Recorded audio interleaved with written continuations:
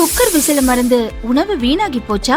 இனி அந்த கவலையே வேண்டாம். வழங்குகிறோம் உலகின் முதல் விசில் கவுண்டர் குக்கர், புதிய அல்ட்ரா குரோனோ. அல்ட்ரா என்றால் ஆரோக்கியம். லயன் சாக்லேட்ஸ்ல பாதாம், டேட்ஸ், சாக்லேட் மூணும் இருக்கு. ருசிக்கு சாக்லேட், அயன் சத்துக்கு டேட்ஸ், புரோட்டீனுக்கு பாதாம். தாத்தா ரொம்ப டெலிஷியஸா இருக்கு. Line chocolates. ஆச்சி கொழுக்கட்டை மாவிற்கு கொழுக்கட்டை அச்சை கேட்டு வாங்குங்கள். வணக்கம். செய்திச் சுருக்கம். இடைத்தேர்தல் தடையை நீக்க வேண்டும், முதல்வர் விஜய் ஹைகோர்ட்டில் மனு. தமிழக சட்டசபை தேர்தலில் திருச்சி கிழக்கு மற்றும் பெரம்பூர் ஆகிய 2 தொகுதிகளில் முதல்வர் விஜய் வெற்றி பெற்றார். பின்னர் திருச்சி கிழக்கு தொகுதியை ராஜினாமா செய்தார்.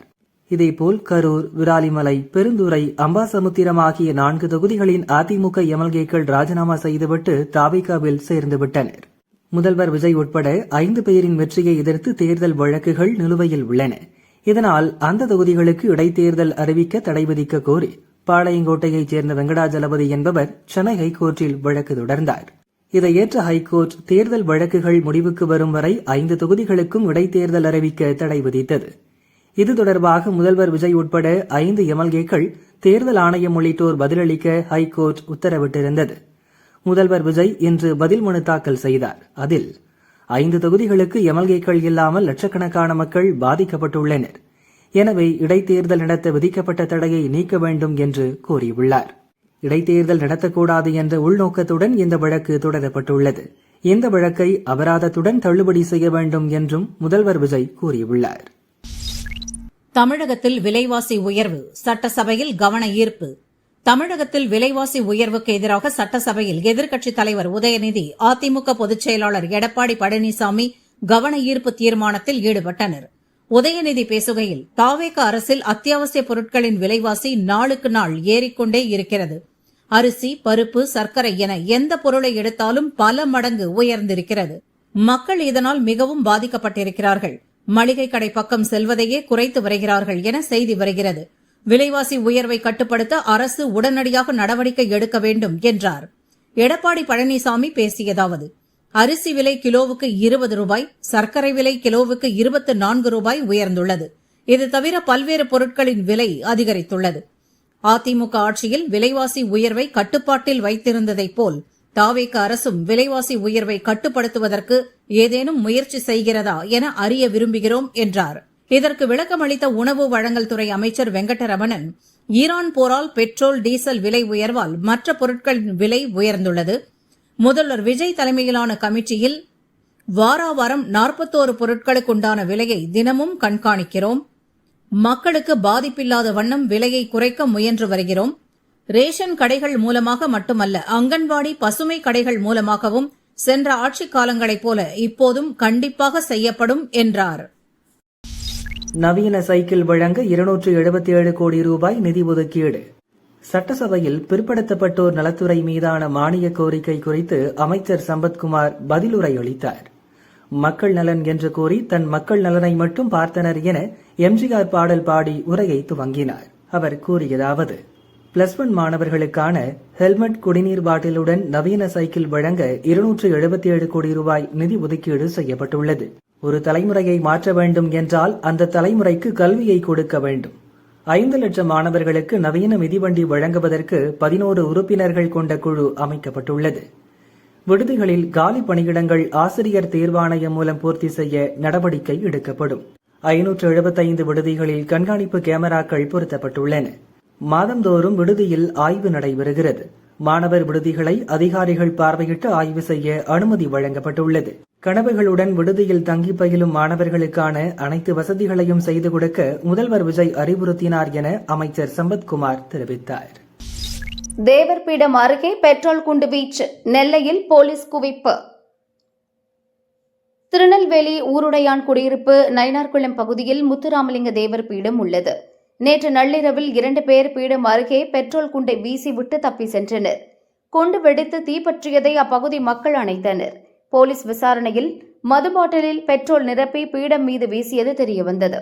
சிசிடிவி கேமராவை ஆய்வு செய்து ஆகாஷ், ராமதுரை, சந்தனகுமார் என்ற 2 வாலிபர்களை கைது செய்தனர். இருவரும் ஏற்கனவே ரவுடிகள் பட்டியலில் போலீசாரின் கண்காணிப்பில் இருந்தவர்கள். திருநெல்வேலி பொறுப்பு கமிஷனர் திருநாவுக்கரசு நேரில் பார்வையிட்டு விசாரித்தார். ஏற்கனவே இங்கு கோயில் அருகே உள்ள இடம் தொடர்பாக பிரச்சனை இருந்ததாக கூறப்படுகிறது.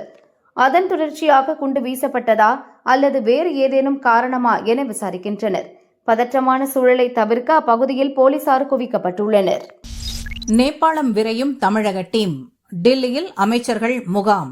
பெருவெள்ளத்தால் பாதிக்கப்பட்ட நேபாளத்தில் சிக்கியுள்ள தமிழர்களை மீட்கவும் காணாமல் போனவர்களை கண்டுபிடிக்கவும் அரசு நடவடிக்கை எடுத்துள்ளது.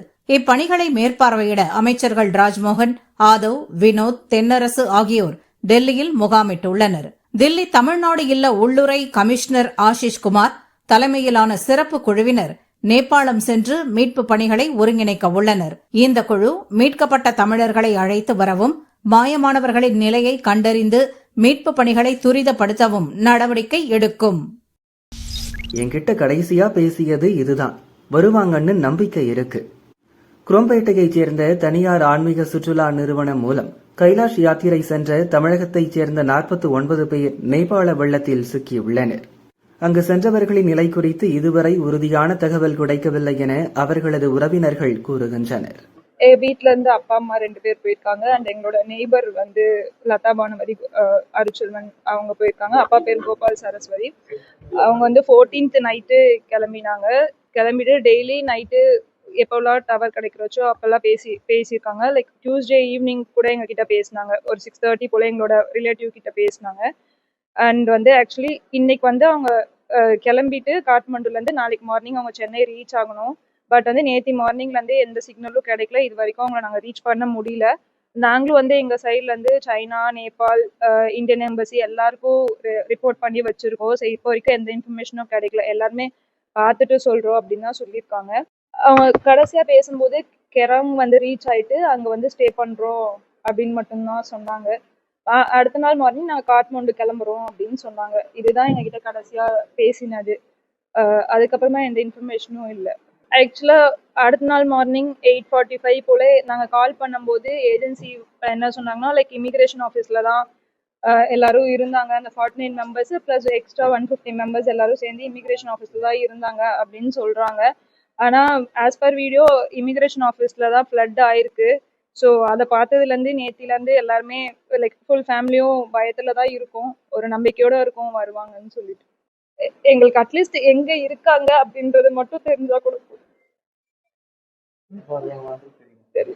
எவ்ரி டூர் போயிட்டு வரும்போது நாங்கள் வீட்டில் லைக் காசி போயிட்டு வந்தால் ரிச்சுவல்ஸ் பண்ணணும் அப்படி சொல்லிட்டு, கைலாயம் போயிட்டு வந்தால் என்ன ரிச்சுவல்ஸ் பண்ணணும்லாம் நாங்கள் எல்லாருக்கிட்டையும் கேட்டு வச்சுருக்கோம். லைக் அந்த ரிச்சுவல்ஸ்க்குலாம் நாங்கள் நாளைக்கு காலையில் ரெடியாக இருக்கணும் அப்படின்ற வரைக்கும் நாங்கள் ப்ரிப்பேர்டாக இருக்கோம். பட் நேற்றுலேருந்து இந்த மாதிரி இன்ஃபர்மேஷன் கேட்டதுலேருந்து எல்லாருக்குமே கொஞ்சம் நர்வஸாக இருக்குது. அண்ட் அவங்க ரொம்ப சந்தோஷமாக இருந்தாங்க. ஏன்னா அவங்க ஜூன் ஆக்சுவலாக கிளம்பணும். ஆனால் ஜூன் போஸ்ட்போண்ட் ஆகிடுச்சு. பிகாஸ் டிபெட்டில் ஏதோ ஃபங்க்ஷன் அப்படின்றதுனால அவங்க ஜூன் போக வேண்டியது ஜூலை டு ஆகஸ்ட் 14 தான் கடைசியாக கிளம்பினாங்க. ஸோ ஹோப்ஃபுல்லி வரணும். நாங்கள் வீட்டில் யாருக்குமே இன்னும் எதுவுமே சொல்லலை. யார்கிட்ட கேட்டாலும் சேஃபாக இருக்காங்க அப்படின்ற இன்ஃபர்மேஷன் மட்டும்தான் சொல்லியிருக்கோம். ஸோ இன்னும் எந்த இன்ஃபர்மேஷனும் நாங்கள் யாருக்குமே சொல்லலை. எங்களோட ஹோப் லைக் ஹோப்ஃபுல்லாக இருக்கணும் அப்படின்றதுனால நாங்கள் யார்கிட்டையும் எதுவும் சொல்லலை. சாம்பியன் பிரக்யானந்தாவுக்கு முதல்வர் விஜய் வாழ்த்து. அமெரிக்காவில் நடந்த கிராண்ட் செஸ் டூரில் சாம்பியன் பட்டம் வென்ற முதல் இந்தியர் என்ற சாதனையை படைத்த பிரக்யானந்தாவுக்கு முதல்வர் விஜய் வாழ்த்து தெரிவித்துள்ளார்.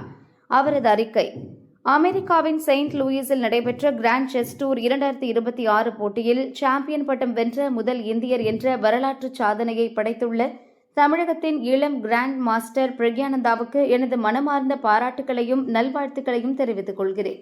உலகின் தலைசிறந்த வீரர்களுடன் நடைபெற்ற போட்டிகளில் அபாரமான மன உறுதியுடனும் மதிநுட்பத்துடனும் விளையாடி சாம்பியன் பட்டத்தை வென்றிருப்பது அவரது அசாதாரண ஆற்றலுக்கும் விடாமுயற்சிக்கும் கிடைத்த அங்கீகாரமாகும். இந்த மகத்தான வெற்றி இளம் தலைமுறையினருக்கு புதிய நம்பிக்கையையும் உத்வேகத்தையும் அளிப்பதோடு தமிழகத்திற்கும் இந்தியாவிற்கும் பெருமை சேர்த்துள்ளது.